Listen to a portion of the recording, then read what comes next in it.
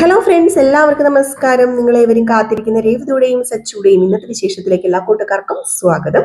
എല്ലാവർക്കും നല്ലൊരു ദിവസം ആശംസിച്ചുകൊണ്ട് തന്നെ വിശേഷത്തിലേക്ക് കിടക്കാം. ലൈക്കിനും ഹൈപ്പിനും മറക്കരുത് കേട്ടോ. അപ്പൊ നേരെ വിശേഷത്തിലേക്ക് തന്നെ പോവാണ്. അപ്പൊ തുടങ്ങുമ്പോൾ തന്നെ കാണിക്കുന്നത് സച്ചി രേവതിയും കൂടെ പോലീസ് സ്റ്റേഷനിലേക്ക് ചെന്നു SIയോട് കാര്യങ്ങളൊക്കെ പറയാണ്. അപ്പോഴത്തേക്ക് SI പറഞ്ഞു, നടക്കത്തില്ല, ഇനി ഇങ്ങനെ ഒരു വിട്ടുവീഴ്ചയില്ല. ഇത് എത്രാമത്തെ തവണയാണ് ഇയാളെ ഞാൻ സഹായിക്കുന്നത്, ഇനി ഞാൻ സഹായിക്കത്തില്ല എന്ന് പറഞ്ഞു. അപ്പോഴത്തേക്ക് നമ്മുടെ സച്ചി പറഞ്ഞു, സാറേ ഞാൻ നിരപരാധിയാ സാറേ. ഓ, ദേ ഞാൻ സപ്പോർട്ട് ചെയ്യുന്ന ധൈര്യത്തിലാണോ നീ ഗുണ്ടായിസം കാണിക്കുന്നത്? ഇല്ല സാറേ, ഞാൻ ഗുണ്ടായിസം കാണിച്ചിട്ടില്ല. അല്ല, നീ ഇവനെ കാറിടിച്ച് കൊല്ലാൻ നോക്കിയില്ലേ? അത് പിന്നെ എന്തുവായിരുന്നു, ഗുണ്ടായിസം അല്ലായിരുന്നോ? ഞങ്ങളുടെ കൂട്ടത്തിൽ ഒരുത്തനെയാണ് നീ ഇല്ലാതാക്കാൻ നോക്കിയത്, അറിയാമോ? നിന്നെ എന്തായാലും വെറുതെ വിടാൻ ഞങ്ങൾ ഉദ്ദേശിക്കുന്നില്ല. അത് പിന്നെ സാറേ, ഇല്ല സാറേ. അപ്പൊ രേവതി പറഞ്ഞു, അത് പിന്നെ ഇങ്ങനെയല്ല സാറേ, സാറ് പറയുന്ന പോലെ അല്ല. കാരം കിട്ടും കാല് പിടിച്ചിട്ടൊന്നും ഒരു കാര്യമില്ല. ഇവൻ ജയിലിൽ പോകേണ്ടി വരും. ഇവന്റെ ലൈസൻസും ക്യാൻസൽ ആവും. കാറിന്റെ കാര്യവും പോക്കാണ്. പല തവണ ഞാൻ നിങ്ങളെ സഹായിച്ചിട്ടുണ്ട്. അതിലെ ഇപ്പൊ എനിക്ക് കുറ്റബോധം തോന്നുവാ. കാരണം ഇവൻ വെറും ക്രിമിനൽ തന്നെയാ. അത് പിന്നെ ഇല്ല സാറേ, എന്റെ സജിയുടെ മനഃപൂർവ്വം ചെയ്തതല്ല. കാറിന്റെ ബ്രേക്ക് പൊട്ടിയപ്പം മുന്നിലുള്ള ഒരുപാട് പേരെ രക്ഷിക്കാൻ വേണ്ടി കാറ് വെട്ടിച്ചപ്പം ഇദ്ദേഹത്തിന്റെ സ്കൂട്ടറിൽ പോയി ഇടിച്ചതാ. അതാ നടന്ന സംഭവം, അല്ലാതെ വേറൊന്നും അല്ല സാറേ. എന്റെ സജേട്ടൻ അറിഞ്ഞുകൊണ്ട് ആരെയും അപകടപ്പെടുത്താൻ ശ്രമിച്ചിട്ടില്ല. അത് സത്യമായ കാര്യമാണ്. അപ്പൊ നമ്മുടെ അരുൺ പറഞ്ഞു, ഇതേ സാറേ, വെറുതെ കള്ളം പറയുക. കാറിന്റെ ബ്രേക്കിന് ഒരു കുഴപ്പമില്ല, ഒരു പ്രശ്നവും ഇല്ല. അപ്പൊ പോലീസുകാരൻ പറഞ്ഞു, SI പറഞ്ഞു, പോലീസ് അന്വേഷിക്കുന്നുണ്ടല്ലോ, കാറും പരിശോധിച്ചു. ബ്രേക്കിന് ഒരു തകരാറും ഇല്ല, അങ്ങനെയാണ് ഞങ്ങൾക്ക് റിപ്പോർട്ട് കിട്ടിയിരിക്കുന്നത്. അപ്പോഴത്തേക്കും മറ്റേ പോലീസുകാരൻ നിന്ന് വിയർക്കുവാണ് കേട്ടോ. മറ്റേ പോലീസുകാരന് ഭയങ്കര കുറ്റബോധം ഉണ്ടെന്ന് തോന്നുന്നു. അപ്പൊ രേവതി പറഞ്ഞു, ഇല്ല സാറേ, സച്ചേട്ടൻ കുറ്റമൊന്നും ചെയ്തിട്ടില്ല. അതുകൊണ്ട് എന്റെ സച്ചേട്ടനെ പോലീസ് കൊണ്ടുപോകത്തൊന്നുമില്ല. അങ്ങനെ ഒരു ഭയമൊന്നും എനിക്കില്ല. ഇപ്പം ലൈസൻസ് കട്ടാക്കാനും പോലീസ് കൊണ്ടുപോകാനും മാത്രം എന്റെ സച്ചേട്ടൻ ഒരു തെറ്റ് ചെയ്തിട്ടില്ല എന്ന് പറഞ്ഞു. ഈ സമയത്ത് മറ്റേ പോലീസുകാരൻ പോകാൻ തുടങ്ങിയപ്പോഴത്തേക്ക് നമ്മുടെ രേവതി പറഞ്ഞു, സാറ് പോവല്ലോ കേട്ടോ സാറേ.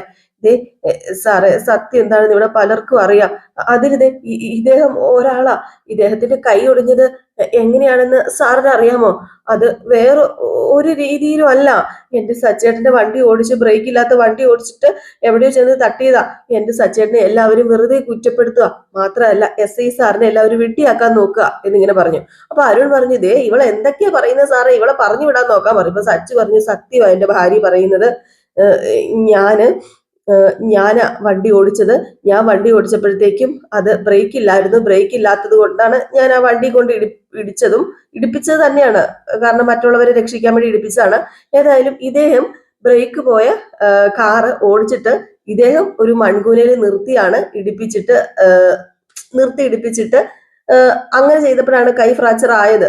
അല്ലാതെ ഒരു ഹോട്ടലിന്റെ മുമ്പിൽ തെന്നി വീണതും സ്ലിപ്പായി വീണതൊന്നും അല്ല സാറേ. ഈ സാറ് വെറുതെ കള്ളം പറയുന്ന എന്നിങ്ങനെ. അപ്പൊ അരുൺ പറഞ്ഞു, ദേ ഇയാള് കള്ളക്കഥ പറയുന്നു. കള്ളക്കഥ പറയുന്ന സാറേ, ഇവ കള്ളക്കഥ പറയുന്ന.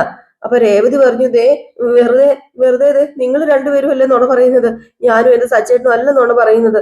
സാർ, ഞങ്ങള് പറഞ്ഞാൽ സാറിന് വിശ്വാസം ആകുന്നില്ലായിരിക്കും. സാറ് തന്നെ നടന്നത് എന്താണെന്ന് ഒന്ന് പറ എന്ന് മറ്റേ പോലീസുകാരനോട് പറയും, കോൺസ്റ്റബിളിനോട്. അപ്പോഴത്തേക്ക് SI പറഞ്ഞു, അല്ല, ഇവർ ഇത്രയും പറഞ്ഞ സ്ഥിതിക്ക് എനിക്ക് എന്തൊക്കെയോ ചെറിയ സംശയം തോന്നുക. നിങ്ങൾ സത്യസന്ധനായ പോലീസുകാരനാണെന്നാണ് എന്റെ വിശ്വാസം. ആര് പറഞ്ഞതാണ് സത്യം എന്ന് ആ കൈ ഒടിഞ്ഞ പോലീസുകാരനോട് വീണ്ടും എടുത്ത് ചോദിക്കുകയാണ്. അയാളിൽ നിന്ന് വിയർക്കുവാണ് കേട്ടോ. അയാൾക്ക് ഒന്നും പറയാൻ പറ്റുന്നില്ല. ഏതായാലും അയാൾ ലാസ്റ്റ് എന്താ പറയാ, അവിടെ നിന്ന് വെള്ളം കുടിക്കുകയാണ്. ലാസ്റ്റ് അയാൾ പറഞ്ഞു, ദേ ഇവര് പറയുന്നതാ സാറേ സത്യം. ഈ നിൽക്കുന്ന രണ്ടുപേര് പറയുന്നതാ സാറേ സത്യം. എന്റെ കൈ ഒടിഞ്ഞത് ഒരിക്കലും ഒരു ഹോട്ടലിന് മുമ്പിൽ തെന്നി വീണിട്ടല്ല. ഞാൻ വണ്ടി എടുത്തപ്പോഴത്തേക്ക് ഇവന്റെ കാറിന് ബ്രേക്ക് ഇല്ലായിരുന്നു സാറേ.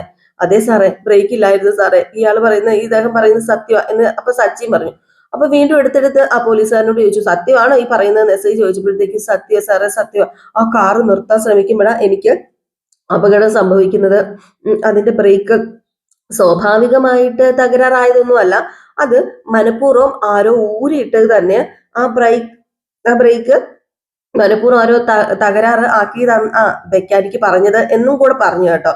ഇതൊക്കെ കേട്ടപ്പോഴത്തേക്കും സച്ചി മേടിച്ചു പോയിട്ടോ. സച്ചിയെ, എന്റെ വണ്ടിയിലെ ബ്രേക്ക് മനഃപൂർവ്വം തകരാറിലാക്കിയത് ആരാ? അതാരായിരിക്കുന്നു? അപ്പൊ SI ചോദിച്ചു, അല്ല താങ്കൾ എന്താ നേരത്തെ ഇത് പറയാതിരുന്നത്? അത് പിന്നെ അരുൾ സാർ പറഞ്ഞിട്ടാ, ഇവന് ശിക്ഷ മേടിച്ചു കൊടുക്കണം, ലൈസൻസ് റദ്ദാക്കണം, അതുപോലെ ജയിലിൽ കൊണ്ടുപോയി ഇവന് ഇടണം, അതുകൊണ്ട് ആരും ഇത് അറിയണ്ട എന്ന് പറഞ്ഞു അരുൺ സാറ്. അതാണ് ഞാൻ എല്ലാം മറച്ചു വെച്ചതെന്ന്. ഇത് കേട്ടത് അരുണും അവിടെ നിന്ന് വെള്ളം കുടിക്കാൻ തുടങ്ങി കേട്ടോ. എസ് ഐ അങ്ങ് എണീറ്റില്ലേ. എസ് ഐ എണീറ്റിട്ട് ചോദിച്ചു, അരുണെ എന്തായി കേൾക്കുന്നത്? നീ കള്ളം പറയായിരുന്നല്ലേ? എന്തിനാണോ നീ കള്ളം പറഞ്ഞത്?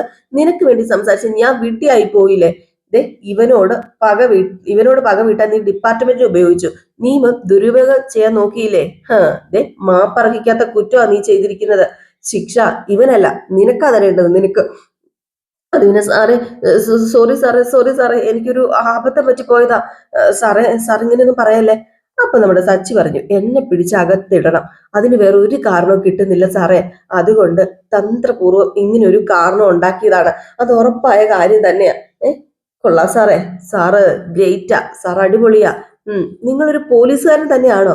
നിങ്ങള് നിയമത്തിന് മുന്നില് തെറ്റുകാരെ കൊണ്ടുവരേണ്ട ആളല്ലേ? നിങ്ങളൊരു ക്രിമിനൽ ആണെന്ന് എനിക്കിപ്പോ തോന്നുന്നത് എന്ന് പറഞ്ഞപ്പോഴത്തേക്കും എസ് ഐ പറഞ്ഞു, ഇത് കേസായി കോർട്ടിലെത്തിയിട്ടാ സത്യം തെളിഞ്ഞതെങ്കിൽ നിനക്ക് ഈ യൂണിഫോം ഊരി വെക്കേണ്ടി വന്നേനെ.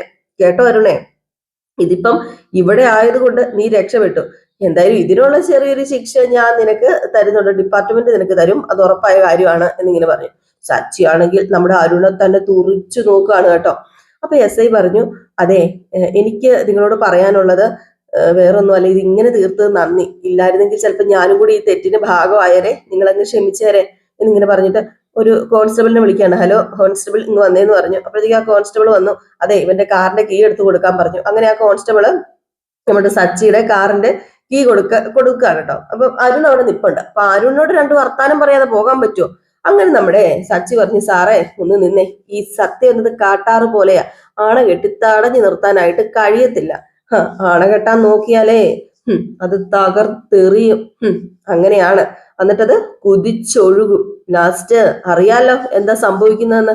അപ്പോഴത്തേക്ക് രേവതി പറഞ്ഞു, സച്ചേട്ടാ വേണ്ട സച്ചേട്ടാ, ദേ ഇവനോട് രണ്ട് നല്ല വർത്താനം പറഞ്ഞില്ലെങ്കിലേ ഞാനേ തന്തയ്ക്ക് പറഞ്ഞവനല്ലാതായി പോകും.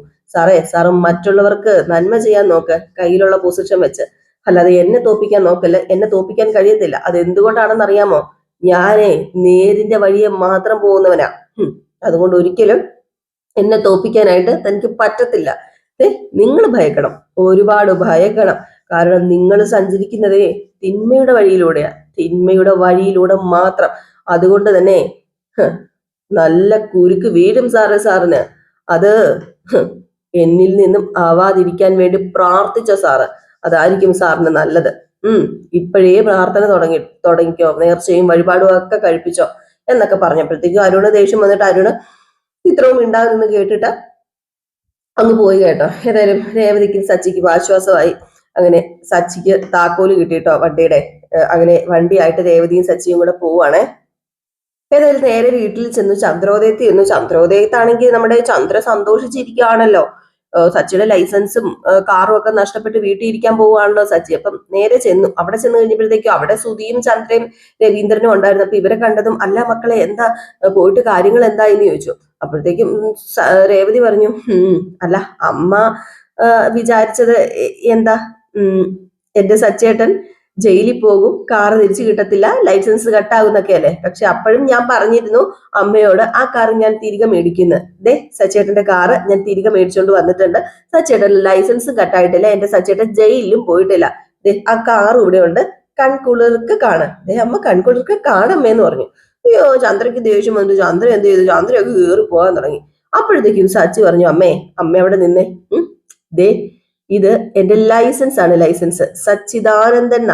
ഇതിപ്പോഴും എന്റെ പോക്കറ്റിൽ തന്നെയുണ്ട്, ഇത് ക്യാൻസൽ ചെയ്തിട്ടില്ല കേട്ടോ ഒരു പോലീസുകാരന്മാരും. അപ്പോഴത്തേക്കും നമ്മുടെ ചന്ദ്രൻ കയറി പോയി കേട്ടോ. ചന്ദ്രയ്ക്ക് പിന്നെ നിന്നിട്ട് കാര്യമില്ലെന്ന് മനസ്സിലായി. അങ്ങനെ നമ്മുടെ രവീന്ദ്രനോട് പറഞ്ഞു, അച്ഛാ കാറും ലൈസൻസും ഒക്കെ തിരിച്ചു കിട്ടി എന്ന് പറഞ്ഞപ്പോഴത്തേക്കും, മോനെ മനസ്സമാധാനമായത് ഇപ്പോഴാണ്, സത്യം പറഞ്ഞു കഴിഞ്ഞിട്ടുണ്ടെങ്കിൽ ഏതായാലും നന്നായി, ഇനിയിപ്പം കുഴപ്പമൊന്നുമില്ലല്ലോ എന്ന് പറഞ്ഞിട്ട് രവീന്ദ്രനും അങ്ങ് കയറിപ്പോയി.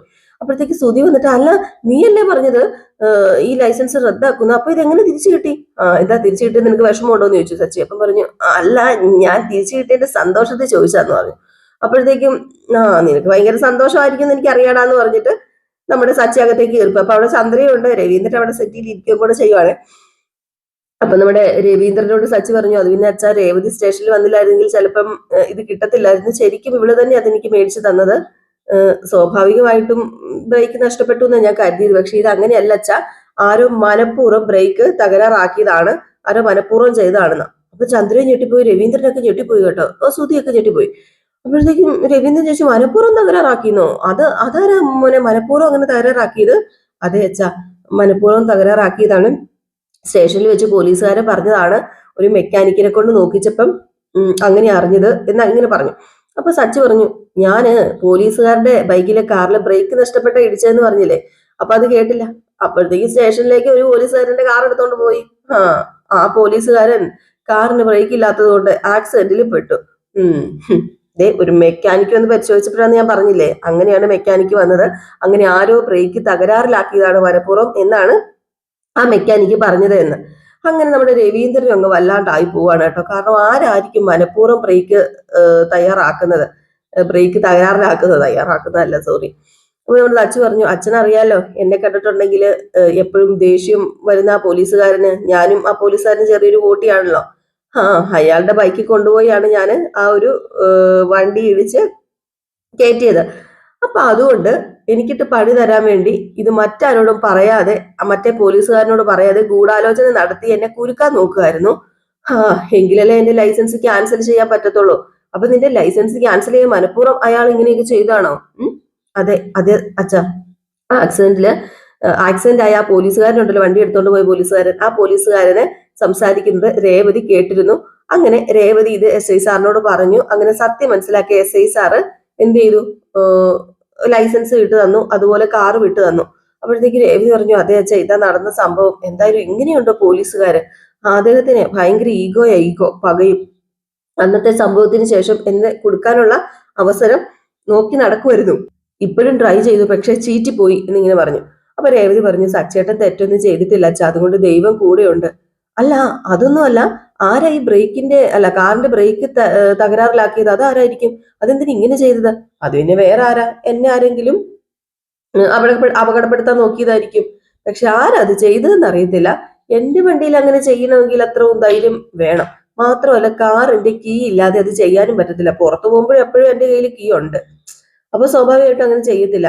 അച്ഛൻ വന്നേ, ഞാൻ കീ എപ്പോഴും വെക്കുന്ന സ്ഥലം ഇവിടെയാ, ഇവിടെ ഇരുന്ന കീ ഉണ്ടല്ലോ, കഴിഞ്ഞ ദിവസം എങ്ങനെ ഇത് ചെയ്തവരുടെ കൈ കിട്ടിയെന്നാണ് ഞാൻ ആലോചിക്കുന്നത്. ഇവിടെ ഇരുന്ന കീ കഴിഞ്ഞ ദിവസം അപ്പുറം താഴെ കിടക്കുകയായിരുന്നു എന്ന് പറഞ്ഞ് സുധിയുടെ മുമ്പിലേക്ക് ചെന്ന് സുധീനെ ഒന്ന് നോക്കി കേട്ടോ. എന്നിട്ട് പറഞ്ഞു, മിനിഞ്ഞാന്ന് ഞാൻ രാത്രി കാർ ഒതുക്കുന്നവരെ ഒരു കുഴപ്പം ഉണ്ടായിരുന്നില്ല, അതിന് ശേഷമാണ് ഇങ്ങനെ ഉണ്ടായത് എന്ന്. അപ്പം സുധി ഒന്ന് കയർക്കുവാണ്. സുധിയുടെ നേരെ നോക്കിയാ പറയുന്നത്. നമ്മുടെ സച്ചിക്ക് സുധിയെ ഒരു ചെറിയ സംശയം ഉണ്ട് കേട്ടോ. രവീന്ദ്രൻ പറഞ്ഞു, പുറത്തുനിന്ന് വന്ന ശത്രുക്കളായിരിക്കും ഇവിടെ ഇത് ചെയ്തിരിക്കുന്നത്. അപ്പൊ സുധി പറഞ്ഞു, അതെ അതെ അതെ, പുറത്തുനിന്ന് വന്ന ശത്രുക്കളായിരിക്കും. അപ്പം ചന്ദ്ര പറഞ്ഞു, ഇവന് ഒരുപാട് ശത്രുക്കളെ ഉണ്ടാക്കി വെച്ചിട്ടുണ്ടല്ലോ, ഇവന് ശത്രുക്കളില്ലാത്ത സ്ഥലമുണ്ട്, എവിടെ ചെന്നാലും ഇവന് ശത്രുക്കളല്ലേ ഉള്ളൂ. രവീന്ദ്രൻ പറഞ്ഞു, അല്ലെങ്കിലും ഈ കാറിന്റെ കീ രാത്രി വീട്ടിൽ വെച്ചിരിക്കുകയല്ലേ, അപ്പൊ അവരുടെ കയ്യിൽ എങ്ങനെയാ കിട്ടുക? അത് പോയിന്റ്, അച്ഛൻ പറഞ്ഞത് പോയിന്റ്. ഈ വീട്ടിലുള്ള ആരോ കീ എടുത്ത് അവർക്ക് കൊടുത്തത് തന്നെയാണ്. അത് ഉറപ്പായ കാര്യമാണ്. അല്ലാതെ എന്റെ താക്കോല്, എന്റെ കീ ആർക്കും കിട്ടാൻ പോകുന്നില്ല, ആർക്കും കിട്ടത്തില്ല, അത് അപ്പോഴും പോക്കറ്റിലുള്ളതാ. അപ്പോഴത്തേക്ക് രേവതി പറഞ്ഞു, അല്ല സച്ചേട്ടൻ പറഞ്ഞത് ശരിയാ, ഇന്നലെ തറയെന്നല്ലേ നമുക്ക് കീ കിട്ടിയത്, വെച്ചെടുത്തുണ്ടായിരുന്നില്ലല്ലോ. തറയെ കിടന്ന് തന്നെ കീ കിട്ടിയത്. അത് ശരിയാ രേവതി, ഇവിടെ നിന്ന് കീ എടുത്ത് ആരോ കൊടുത്തു. അവര് ബ്രേക്ക് തകരാറാക്കിയതിന് ശേഷം ജനലിലൂടെ കീ അകത്തേക്ക് ഇട്ടു. അതാണ് നടന്ന സംഭവം. അപ്പോഴത്തേക്ക് രവീന്ദ്രൻ പറഞ്ഞു, അല്ല, ഇവിടെ നിന്ന് ഇത് ആരെടുത്ത് കൊടുക്കാനാ മോനെ? എനിക്ക് തോന്നുന്നില്ല, ഇവിടെ നിന്ന് ആരും അങ്ങനെ ചെയ്യില്ല, ഈ വീട്ടിൽ നിന്ന് ആരും അങ്ങനെ ചെയ്യത്തില്ല എന്ന് പറയുമ്പോ സച്ചി പറഞ്ഞു, അതൊക്കെ അച്ഛന്റെ വിശ്വാസം. എനിക്ക് ആ വിശ്വാസം ഇല്ല, അതങ്ങനെ ഉറപ്പിച്ചു പറയാൻ നമുക്ക് പറ്റത്തില്ല. ഇവിടെ ഉള്ളവരും ചെയ്യും, അത് ഉറപ്പായ കാര്യമാ. ഇവിടെ ഉള്ളവർക്കും അത് ചെയ്യാനുള്ള ഒരു ചെറിയ ഒരു ധൈര്യമൊക്കെ ഉണ്ട് എന്ന് പറഞ്ഞ് ചന്ദ്രനെ നോക്കി. അപ്പൊ ചന്ദ്രൻ ചോദിച്ചു, നീ എന്താ എന്നെ നോക്കുന്നത്? കീ എടുത്തു കൊടുത്തത് ഞാനാണെന്നോ നീ പറഞ്ഞു വരുന്നത്? മോനെ, ഞാനൊന്നും കീ എടുത്തു കൊടുത്തിട്ടില്ല. നിന്നെ ഇല്ലാതാക്കണമെന്ന് അവരുടെ ലക്ഷ്യമല്ലേ? ഞാൻ അതിന് കൂട്ടു നിൽക്കുന്ന നിനക്ക് തോന്നുന്നുണ്ടോ? ഒരിക്കലും ഇല്ല, ഞാൻ അങ്ങനെ ചെയ്യൂടാ. എടാ, ഞാൻ നിന്റെ ആരാ സച്ചി? ഞാൻ നിന്റെ അമ്മയല്ലേ? അപ്പോഴത്തേക്കും രവീന്ദ്രൻ പറഞ്ഞു, ചന്ദ്രേ വേണ്ട എന്നിങ്ങനെ പറഞ്ഞു കേട്ടോ. അപ്പോഴത്തേക്ക് സുധി പറഞ്ഞു, ഞാനാ ഇത് ചെയ്തതെന്ന് നീ വിശ്വസിക്കുന്നുണ്ടെങ്കിൽ നീ എന്നെ എന്ത് വേണമെങ്കിലും ചെയ്തോ, നീ എന്നെ പോലീസിൽ ഏൽപ്പിച്ചോ, അല്ലെങ്കിൽ എന്നെ തല്ലിക്കൊന്നോ, ഇതിൽ എന്ത് ശിക്ഷയും ഏറ്റുവാങ്ങാൻ ഞാൻ തയ്യാറാ. സത്യമായിട്ട് ഞാനിത് ചെയ്തിട്ടില്ല സച്ചി, എനിക്ക് ചെയ്യേണ്ട ആവശ്യമില്ല. അല്ല, അത് നിങ്ങൾ രണ്ടുപേരും ഇത് ചെയ്തതെന്ന് ആര് പറഞ്ഞു? ഞാൻ പറഞ്ഞോ? ഇല്ലല്ലോ, നിങ്ങൾ രണ്ടുപേരും അല്ല ഇത് ചെയ്തതെന്ന് എനിക്ക് നന്നായിട്ട് അറിയാം. നിങ്ങൾ രണ്ടുപേരുമായിട്ട് ബന്ധമുള്ള ഒരാളാണ് ഇത് ചെയ്തത്. എനിക്ക് സംശയമുണ്ട്, ഞാൻ കണ്ടുപിടിച്ചോളാം. അപ്പോഴത്തേക്ക് രവീന്ദ്രൻ ചോദിച്ചു, അല്ല ആരെയാ നിനക്ക് സംശയമുള്ളത്? അതിപ്പൊ ഞാൻ പറയുന്നില്ല അച്ഛാ, അതിപ്പൊ പറഞ്ഞ് ശരിയാവത്തില്ല. ആളെ പിടിച്ച് തെളിവ് സഹിതം ഞാൻ അച്ഛന്റെ മുമ്പിൽ കൊണ്ട് നിർത്തി തരും. ശിക്ഷ എന്താന്ന് വെച്ചാൽ അച്ഛൻ വിധിച്ചോ, അപ്പം അച്ഛൻ വിധിക്കണം ശിക്ഷ എന്ന് പറഞ്ഞിട്ട് നമ്മുടെ സച്ചി അങ്ങ് കയറിപ്പോയി, രേവതി അങ്ങ് കയറിപ്പോയി കേട്ടോ. ഈ സമയത്ത് നമ്മുടെ ശ്രുതിനെ കാണിക്കാൻ കേട്ടോ. അപ്പൊ ശ്രുതിക്ക് ഭയങ്കര സന്തോഷമല്ലായിരുന്നോ കഴിഞ്ഞ ദിവസം? അപ്പൊ ശ്രുതിയുടെ സന്തോഷമൊക്കെ അങ്ങ് പോയി കേട്ടോ. അപ്പൊ മീര വന്ന് ചോദിച്ചു, എന്ത് പറ്റിയില്ലേ, ഇതിന്റെ സന്തോഷമൊക്കെ കെട്ടുപോയോ, എന്താ എന്താ നിനക്ക് വിഷമം? എടി ഞാൻ നേരത്തെ നിന്നോട് പറഞ്ഞതല്ലേ ഈ സന്തോഷത്തിനൊക്കെ അല്പായുസേ ഉള്ളൂ എന്ന്. അപ്പൊ നീ അത് വിശ്വസിച്ചില്ല. എന്തൊക്കെയായിരുന്നു? മലപ്പുറം കത്തി, അവനെ അകത്താക്കും, വിട്ടുകൊടുക്കത്തില്ല, ലൈസൻസ് ക്യാൻസൽ ചെയ്യും. ഒന്നും നടന്നില്ലല്ലോ, എന്തെങ്കിലും നടന്നോ? എന്നിട്ട് ഇപ്പൊ എന്തേ നിന്ന് വേർക്കുന്നു? ഇടി സച്ചിയുടെ കാറിന്റെ ബ്രേക്ക് ആരോ കരുതി കൂട്ടി കട്ടാക്കിയതാണെന്ന് മനസ്സിലായി. ഇനിയിപ്പോ ഇത് പോലീസ് അന്വേഷിക്കും. പോലീസ് അന്വേഷിച്ചു കഴിഞ്ഞാൽ എന്താണെന്ന് അറിയാലോ. ആന്റണി ഇപ്പോഴേ നാട് വിട്ട് കാണും. ആരാ താക്കോൽ എടുത്തു കൊടുത്തത്? നീ താക്കോൽ എടുത്തു കൊടുത്തതാ.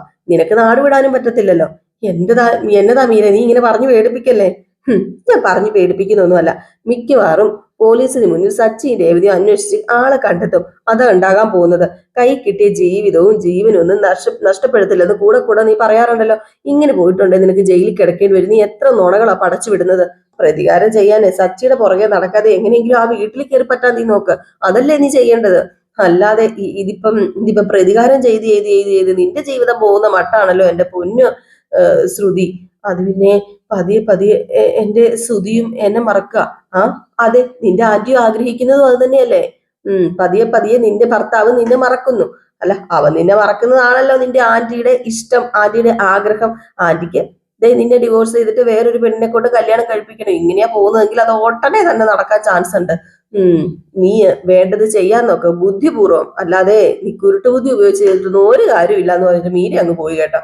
വീണ്ടും നമ്മുടെ ശ്രുതിക്ക് പേടിയായി തുടങ്ങി. എന്തെങ്കിലും ഒന്ന് ചെയ്തേ പറ്റൂ എന്ന് മനസ്സിലൊക്കെ വിചാരിച്ചിങ്ങനെ ശ്രുതി നിൽക്കുക.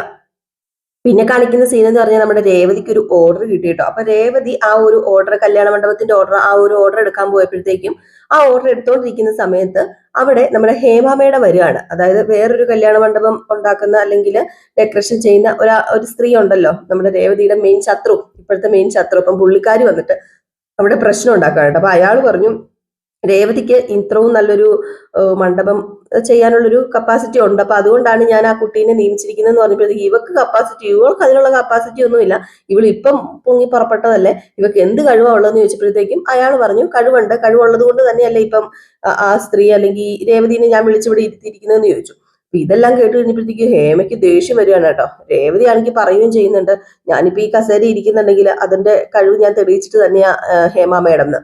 ഇതുകൂടെ കേട്ടപ്പോഴത്തേക്ക് ഹേമയ്ക്ക് ദേഷ്യമായിട്ടോ. ഈ ഒരു സീൻ കാണിച്ച ഇന്നത്തെ വിശേഷം അവസാനിക്കുന്നത്. എല്ലാവരും കാത്തിരിക്കുക അടുത്ത വിശേഷത്തിനായിട്ട്. അടുത്ത വിശേഷവുമായിട്ട് വരുന്നവരെ എല്ലാവർക്കും ടാറ്റാ ബൈ ബൈ. ലൈക്ക് ചെയ്യാനും ഹൈപ്പ് ചെയ്യാനൊന്നും മറക്കരുത് കേട്ടോ.